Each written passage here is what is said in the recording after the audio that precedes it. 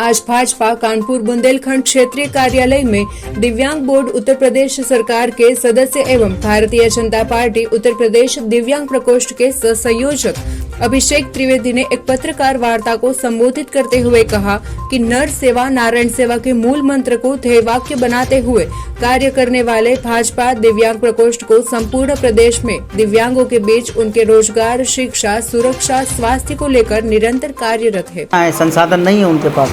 आज संवेदना शब्द एक ऐसा समाज में आया है कि पहले लोग किसी की मदद करने को जल्दी तैयार नहीं होते थे।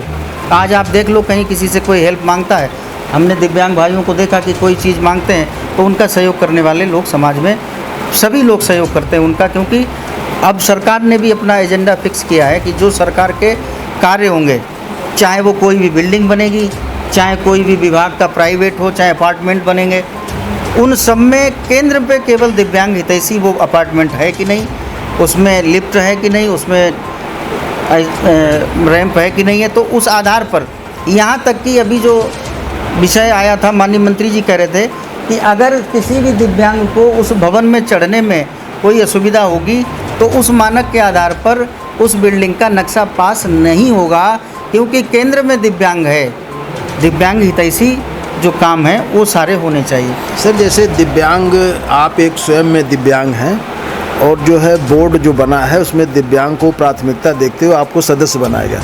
बहुत सारे संगठन ऐसे चल रहे हैं, दिव्यांगों के संगठन हैं, लेकिन उसमें दिव्यांग सिर्फ एज ए मेंबर हैं, पदाधिकारी उसमें सही लोग हैं जो अपना पूर्ण रूप से सही है। क्या कहेंगे, या उनके लिए आप किस तरीके की आवाज़ उठाएं? देखिए, जो शरीर से ठीक हैं और वो दिव्यांगों की सेवा कर रहे हैं तो वो हमारे पूजा योग्य हैं, क्योंकि आप ये देख लो कि जैसे शरीर से कोई व्यक्ति ठीक है और दिव्यांगों की वो मदद कर सकता है तो ये अच्छी बात है, उसमें कोई भी खराब बात नहीं है।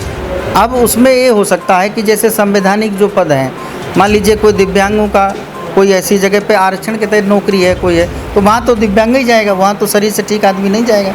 लेकिन बहुत सारे डॉक्टर हैं, बहुत सारे अधिवक्ता हैं, बहुत सारे टीचर हैं, कई लोग अपनी स्वयं की प्रेरणा से दिव्यांगों को फ्री में ट्यूशन पढ़ाते हैं, तो शरीर से वो ठीक हैं, लेकिन उनके मन में आया।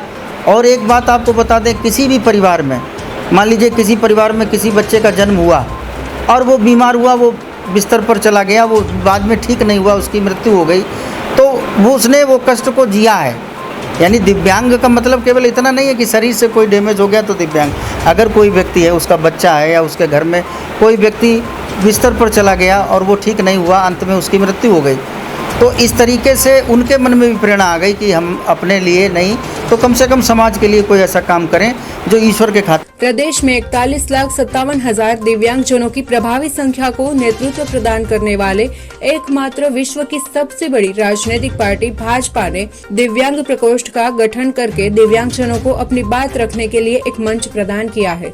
साथ ही में इतना ही नहीं, केंद्र की मोदी सरकार एवं प्रदेश की योगी सरकार ने हाल ही में दिव्यांग जन सशक्तिकरण विभाग में एक दिव्यांग राज्य सलाहकार बोर्ड की उत्तर प्रदेश में स्थापना की। देखिए, मेरा नाम अभिषेक त्रिवेदी है। मैं उत्तर प्रदेश सरकार में जो दिव्यांग सशक्तिकरण अपना विभाग है, उसमें अभी हाल में ही 23 तारीख को दिव्यांग राज्य सलाहकार बोर्ड का गठन किया गया। ये प्रेस वार्ता आप सभी के बीच में इसलिए रखी गई कि समाज में तो भारतीय जनता पार्टी की सरकार केंद्र में प्रदेश में है, हम लोग दिव्यांगों के लिए सेवा के माध्यम से क्या उनके लिए अच्छा कर सकते हैं, उनके लिए क्या, अपने मोदी जी के जन्मदिन को लेकर के हमने पूरा एक अभियान ले लिया कि 24 तारीख को हम हर ज़िले में दिव्यांगों की सेवा के कार्यक्रम के माध्यम से उनको बैसाखी, ट्राईसाइकिल, मोटराइज, कान की मशीन, और जिनको पेंशन अभी तक रजिस्ट्रेशन नहीं हुए उस दिन उनका सबका रजिस्ट्रेशन भी करेंगे। अब कोई भी दिव्यांग के साथ पूरा एकदम सम्मान के साथ दिव्यांग लोग अपना जीवन जिएंगे। और सरकार की जितने भी विभाग हैं, प्रदेश सरकार के जो भी विभाग हैं, चाहे केंद्र सरकार के जो विभाग हैं, उनके काम होंगे तो केंद्र में दिव्यांग हितैषी शब्द जरूर होगा कि सारे काम उनके होंगे और वो दिव्यांग हितैषी को ध्यान में रखते होंगे।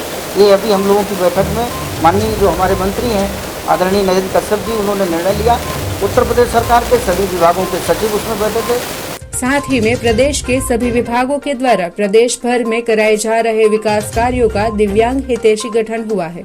दिव्यांग जनों को जो सम्मान मिलना चाहिए यह पहले कभी नहीं मिलता था। जब से माननीय मोदी जी ने विकलांग शब्द को हटाकर दिव्यांग शब्द पुकारा है, तब से विकलांग को दिव्यांग कहने की प्रेरणा दी है और तब से ही लगातार देश प्रदेश में दिव्यांगों के प्रति लोगों का ध्यान आकर्षित हुआ है।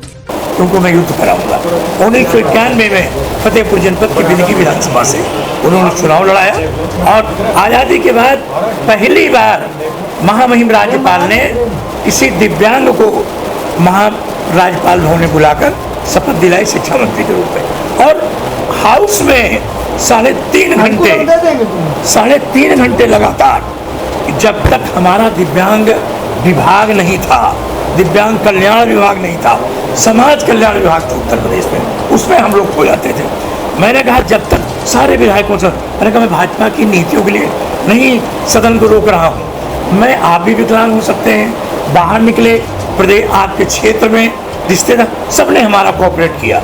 उस समय 1991 में मायावती प्रदेश की चीफ मिनिस्टर थी, हाउस में आई, 3.5 घंटे के बाद 5 कालिदास पार्क में बैठक हुई। 5 घंटे बैठक चलने के बाद ये निर्णय हुआ कि विकलांग कल्याण विभाग उस तारीख से गठन हुआ।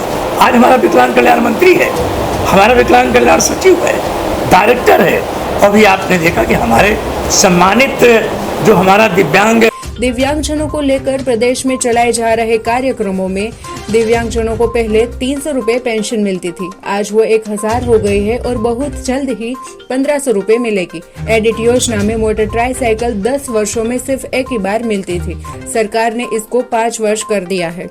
और जो इम्पोर्टेड बैटरी लगाई जा रही थी उसकी जगह भारत की बनी सर्वोत्तम रिचार्जेबल बैटरी लगाई जा रही है, जिसकी वारंटी 3 साल की है। तो आज कार्यक्रम एक एज ए पीसी हुई है दिव्यांगों को लेकर, क्या कहेंगे? उत्तर प्रदेश सरकार में इससे पहले कोई भी सरकार का ऐसा बोर्ड या आयोग नहीं था जहां पर हम अपनी बात को कह सकें, अपने सुझाव दे सकें, दिव्यांगों को केंद्र बिंदु में मानते हुए।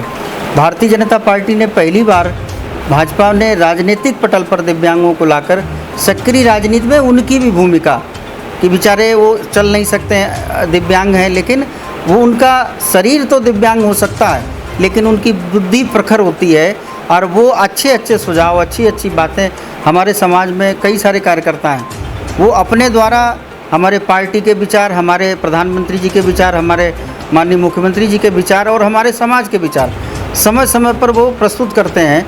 और उसका ये परिणाम है कि दिव्यांग बोर्ड का गठन पहली बार, चूँकि कानूनी कुछ अपनी मर्यादाएं होती हैं कानून की, उस दायरे में रहते हुए इस बोर्ड का गठन पहली बार 23 तारीख को किया गया। जैसे दिव्यांग बोर्ड का गठन किया गया, तो अब जो दिव्यांगों को इस बोर्ड के माध्यम से किस प्रकार की सुविधाएं मिलने वाली? दिव्यांग बोर्ड एक माध्यम हो गया, एक मंच हो गया कि मेरे दिव्यांग भाइयों के मन में उठने वाले प्रश्न जो दिव्यांगों के हित में होते थे वो करने का एक मंच मिल गया कि हम अपनी बात को, चाहे वो एक प्रार्थना पत्र के माध्यम से या उनकी प्रार्थना पत्र, उनकी आवाज़ के रूप में हम स्वयं उस बोर्ड में जब बैठे हैं, तो इन सभी दिव्यांग भाइयों की बात को जो मुझे प्राप्त होती हैं उनको हम सरकार के उस बोर्ड में रखेंगे। चाहे वो उनको संबंधित, जैसे अभी आपको पूर्व में बताया मैंने कि सुरक्षा, चिकित्सा और रोजगार, सरकार का अब एजेंडा फिक्स है कि दिव्यांगों के लिए पहले चरण में हम रोजगार की बात करेंगे कि इनका प्रतिशत है, जितना आरक्षण है इनको जो नौकरियों में, वो इनको विधिवत रूप से मिले और उसके ये पात्र हैं, हकदार हैं। 100% में जो हमारा 4% दिव्यांग भाइयों का आरक्षण के तहत है वो पहले हमको मिलना चाहिए। तथा सब्सिडी 42,000 से बढ़ाकर 50,000 तक कर दी है। शादी विवाह प्रोत्साहन योजना, युवक दिव्यांग होने पर 15,000 और युवती दिव्यांग होने पर 20,000 रुपए मिलते हैं। दंपति दिव्यांग होने पर 35,000 रुपए की योजना लाई गई है। प्रधानमंत्री नरेंद्र मोदी जी के जन्मदिन पर हर प्रदेश और हर जिले में सेवा पखवाड़ा मनाए जाने को लेकर दिव्यांगजनों को उपकरण उपलब्ध कराए जा रहे हैं। इस वार्ता में मुख्य रूप से भाजपा कानपुर बुंदेलखंड क्षेत्र के सह मीडिया प्रभारी अनूप अवस्थी, अमरजीत, दिव्यांग प्रकोष्ठ के जिला संयोजिका अनुपमा जैन, जिला संयोजक उत्तर हरदोष, दक्षिण प्रयोजक पीयूष सिंह सहित उपस्थित रहे थे। तो फिलहाल खबरों में बस इतना ही। ज्यादा जानकारी के लिए देखते रहे प्राइम न्यूज। सवाल आपके, आवाज हमारी। धन्यवाद। Like, share and subscribe prime समाचार।